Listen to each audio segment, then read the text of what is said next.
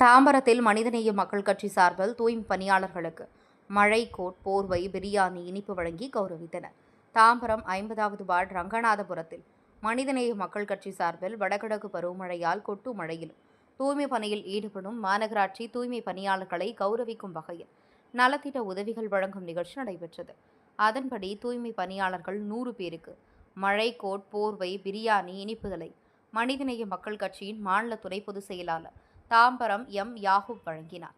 இந்நிகழ்ச்சியில் மனிதநேய மக்கள் கட்சியின் செங்கல்பட்டு வடக்கு மாவட்ட தலைவர் எஸ். ஜாகிர் ஹுசேன், மாவட்ட செயலாளர் அப்துல் ரஹீம், பொருளாளர் சபியுல்லா, மாநில வழக்கறிஞர் அணி செயலாளர் முஜிபுர் ரஹ்மான், மாநில இளைஞரணி செயலாளர் தமிமுன் அன்சாரி, மாவட்ட துணை செயலாளர் அப்துல் காதர், மத்திய பகுதி ஜலாலுதீன் உள்ளிட்டோர் தமுமுக நிர்வாகிகள் ஏராளமானோர் கலந்து கொண்டனர். கொட்டு மழையிலும் தூய்மை பணியாளர்கள் கலந்து கொண்டு பொருட்களை வாங்கிக் கொண்டு மகிழ்ச்சியுடன் நன்றி தெரிவித்து சென்றனர். தாம்பரம் செய்திகளுக்காக எஸ். பிரபு.